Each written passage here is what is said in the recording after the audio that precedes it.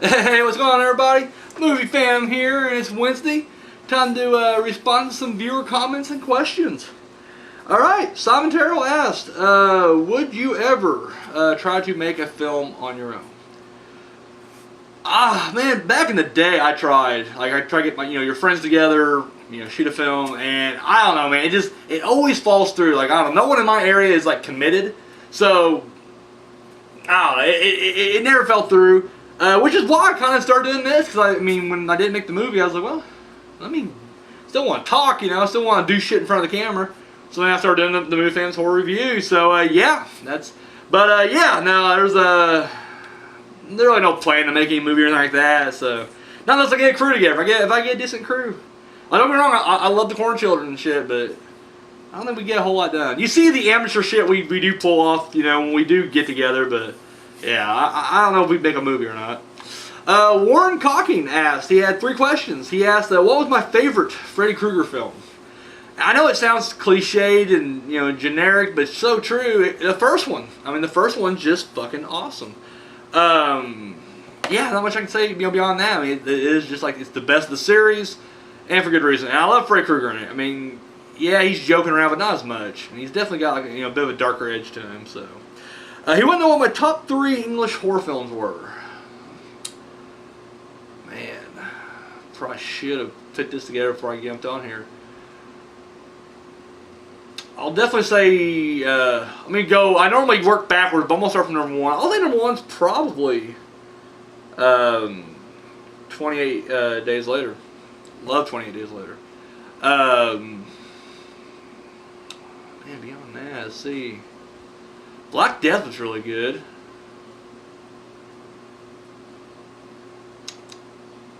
Woman in Black, was that British or that American? I know it was Hammer.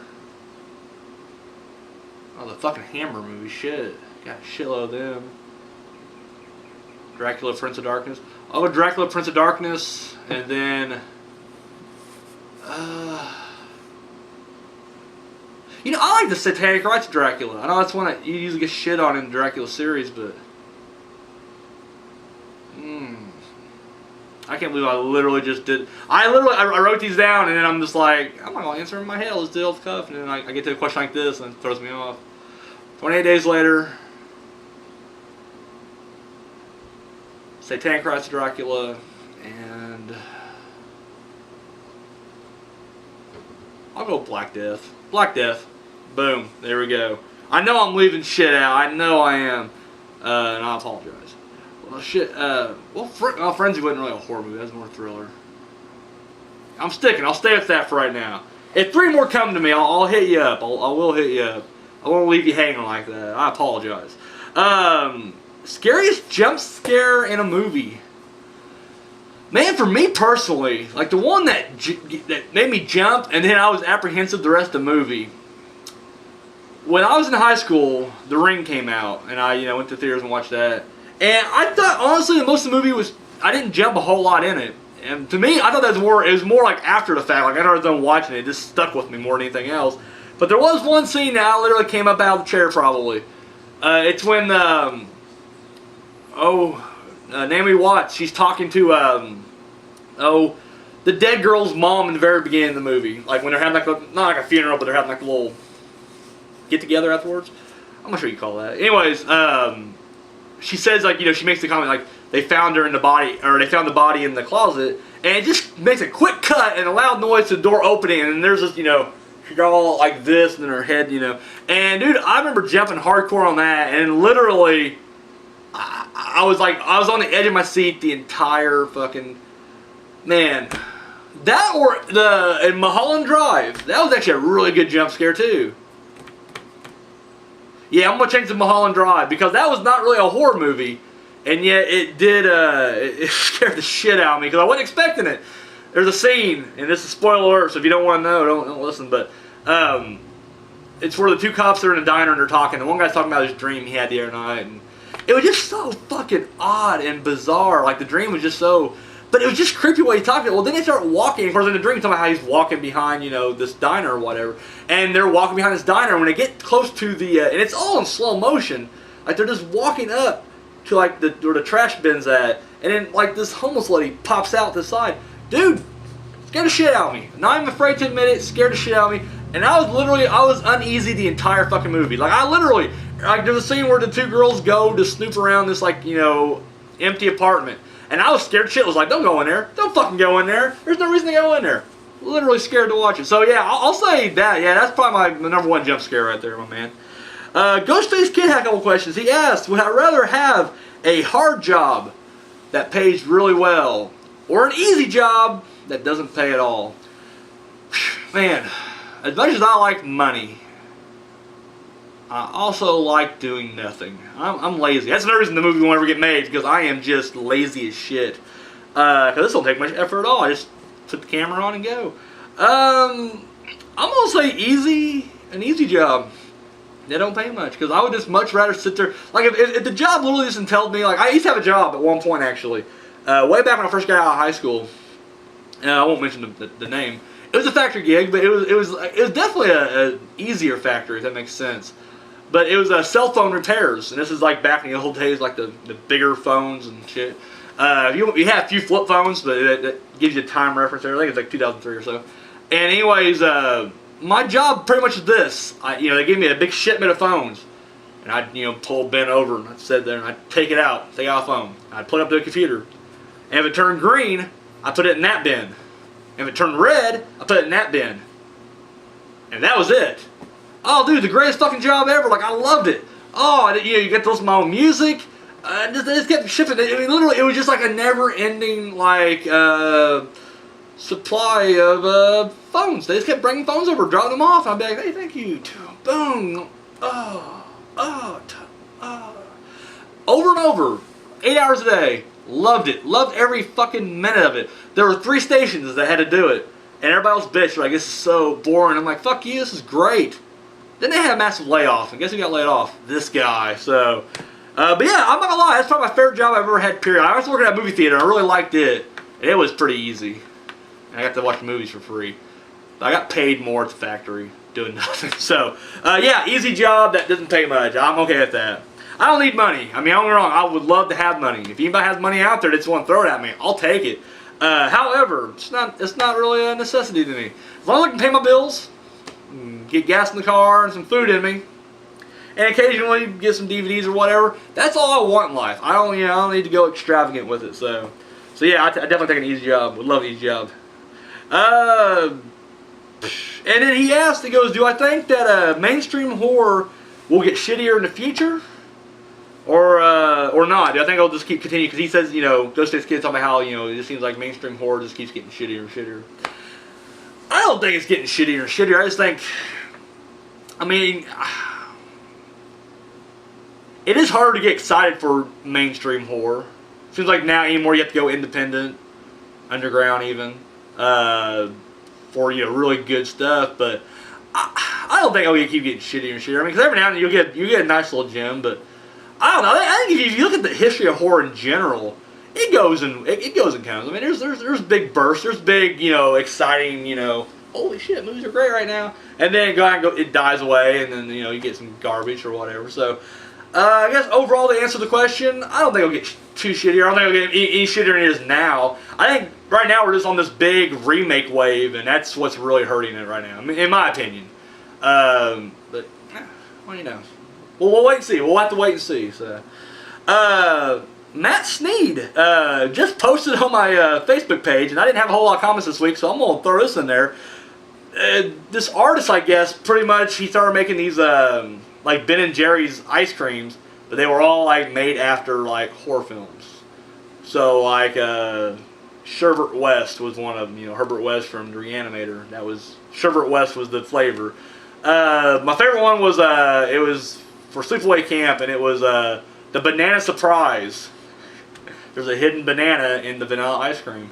If you get the joke, you boom right there. I don't want to spoil that movie. I'm sure everybody already knows it, but I thought that was hilarious. And there's just a lot of like the Human Centipede, which surprisingly they didn't add chocolate to that. I figured it'd be like chocolate, something like that. But no, no chocolate. But yeah, no, there's like 50 saying, and dude, like I was laughing up. They had Cherry Dandridge. Thought that was fucking funny. So yeah, no, it was really hilarious. So thank you, Matt, for posting that on my Facebook page. I appreciate it. It was fucking awesome. 13th Wolfman threw in a comment. I always dropped some trivia on my Facebook, and I mentioned that I guess initially Sarah Jessica Parker was supposed to be in Vacancy, and then she dropped out for whatever reason, and Kate Beckinsale took over. And he was glad. He I guess apparently he is not a Sarah Jessica Parker fan. I'll be honest with you, I'm not either. I will sort of give her Honeymoon in Vegas. I like that movie with Nick Cage. And it's not even her. Like, literally, you can put anybody else. I'm sure you can recast that role. You can, like, now, like, digitally take her out of that movie and put someone else in there, and I'd be okay with it. So, I mean, yeah, it's not. Yeah, you're right. Fuck her. She did Sex in the City, and I fucking hated Sex in the City. Fuck that movie. So, yeah, fuck her. So, yeah, you know, talk about Monday, talk about Jurassic World, how the trailer's coming out. I'm excited for it. Torture Vision said he can't really get behind it. He says, I mean, he said he's sure it's going to be better than 2 and 3. But yeah, he said he just can't get excited for this Jurassic World. You know, the first one I thought was just incredible. Jurassic Park, I think, was just, you know, I mean, even for its time, today, it was just a fucking phenomenal film. Broke so many, you know, boundaries and barriers, and it was just like, it was new. Like, this is the first time you actually get to see living, breathing dinosaurs that didn't have that jerky stop motion, you know, whatever. They were like legit dinosaurs on film, and it was insane. And I thought that story was just really good too.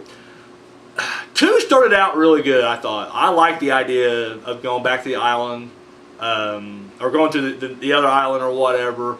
It's when they brought the fucking T-Rex to San Diego that I was done. I was like, oh, this is fucking retarded.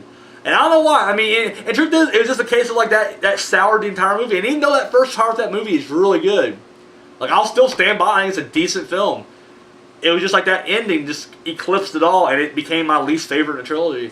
And 3, I like 3, but it was just a generic entry. Like, there was nothing new brought to the table at all. They brought pterodactyls. That was like their big thing. Their big thing was like, oh, yeah, pterodactyls this time. Well, who gives a shit?